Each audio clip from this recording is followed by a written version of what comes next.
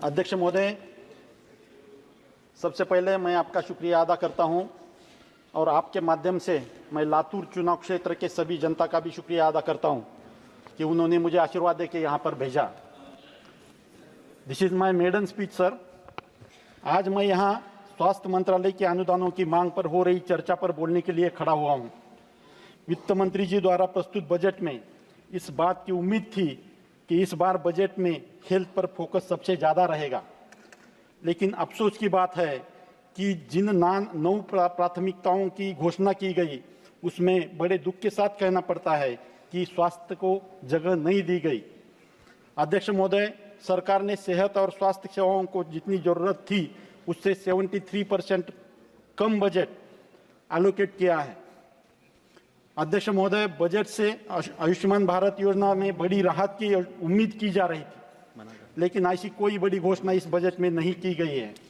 अध्यक्ष महोदय, मैं आपके माध्यम से बताना चाहता हूं कि 2017 की नेशनल हेल्थ पॉलिसी में जीडीपी का 2.5% खर्च का टारगेट था। इसमें केंद्र और राज्य सरकार दोनों का खर्चा शामिल था, लेकिन 2024 में सिर्फ 1.9% जीडीपी से हेल्थ के ऊपर खर्चा किया गया है, जो कि अन्य देशों की तुलना में बहुत कम है। अध्यक्ष महोदय, भूटान, नेपाल जैसे गरीब देश भी भारत से ज़्यादा हेल्थ पर खर्चा कर रहे हैं। अध्यक्ष महोदय, हेल्थ का बजट 3.3 लाख रुपीज़ होना चाहिए था, जिसमें सिर्फ 91,000 करोड़ दिए गए हैं। यह सिर्फ 27% है।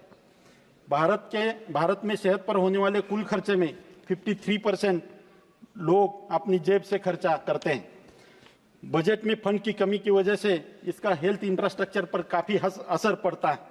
मैं कुछ आंकड़े आपके सामने रखना चाहता हूं। देश में प्राइवेट हॉस्पिटल 44,000 और सरकारी हॉस्पिटल 26,000 है। प्रति 1000 लोग बेड की संख्या 1.3 है, जबकि दुनिया भर में 2.6 है और WHO के मान्यता के अनुसार वो 3.5 होना चाहिए। इसके लिए कोई प्रावधान इस बजट में नहीं किया गया है। भारत की हेल्थ इंडस्ट्री लगभग 21 लाख करोड़ की है, जबकि सरकार 91,000 करोड़ सिर्फ खर्चा करती है। बाकी बोझ स्टेट सरकारें और जनता उठा रही है। भारत की जनता इलाज के लिए सरकार का काम बाकी देशों की तुलना में सबसे कम दिखाई देता है। इन्फ्लेशन के साथ बजट के आंकड़े मैच नहीं करते। अध्यक्ष महोदय, देश में प्राइमरी हेल्थ सेंटर की संख्या 2024 के डाटा के अनुसार 25,308 है। ये बहुत ही कम है और इसे बढ़ाने की जरूरत है। हेल्थ सेक्टर में मैन पावर की भारी कमी है। इस माध्यम से सरकार से मांग करता हूं कि प्राइमरी हेल्थ सेंटर में 2 के बजाय 3 मेडिकल ऑफिसर्स की नियुक्ति की जाए, जिसके बदौलत हर PHC पर 24 घंटे डॉक्टर की उपलब्धि हो सके। और दुख की बात है कि बहुत सारी जगह पर सिर्फ 1 मेडिकल ऑफिसर काम करते हैं। डॉक्टर, पैरामेडिकल स्टाफ, आशा वर्कर्स, आंगनवाड़ी वर्कर्स, नर्सेस का पेमेंट काम के घंटों के अनुसार मिलना चाहिए। अध्यक्ष महोदय, स्पेशलिस्ट डॉक्टर की भारी कमी अपने देश में सब तरफ दिखाई देती है।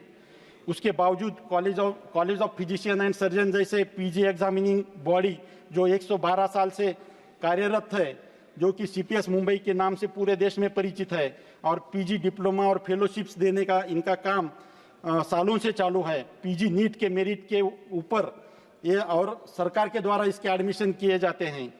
इसके 2 साल से एडमिशन बंद है, जो मोदी सरकार द्वारा गुजरात में भी चालू किए थे, लेकिन वो अभी बंद है।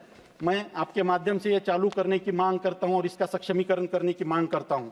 अध्यक्ष महोदय, ये खुशी की बात है कि सरकार ने 3 दवाइयों के ऊपर का टैक्स माफ किया, लेकिन सिर्फ 3 दवाइयों का माफ करके काम नहीं चलने वाला।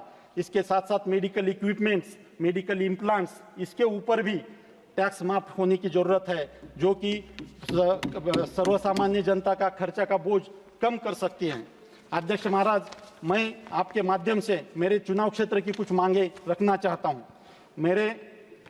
मेरे चुनाव क्षेत्र में रीजनल आयुष इंस्टीट्यूट का एक निर्माण हो, जो आयुष मंत्रालय अभी सोच रहा है कुछ रीजनल इंस्टीट्यूट के डेवलपमेंट के बारे में, वो मेरे चुनाव क्षेत्र में एक चालू हो, क्योंकि लातूर महाराष्ट्र का एक एजुकेशनल हब है और महाराष्ट्र, कर्नाटक, तेलंगाना के बहुत सारे स्टूडेंट लातूर में एजुकेशन के लिए आते हैं और वहाँ पे एक रीजनल इंस्टीट्यूट चालू किया जाए।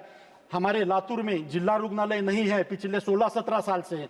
सर, आपके माध्यम से मैं एक तुरंत नए 500 बेडेड डिस्ट्रिक्ट हॉस्पिटल की, फुल्ली इक्विप्ड डिस्ट्रिक्ट हॉस्पिटल की मांग करता हूं और आपके द्वारा ये मांग पूरी होने की उम्मीद भी करता हूं।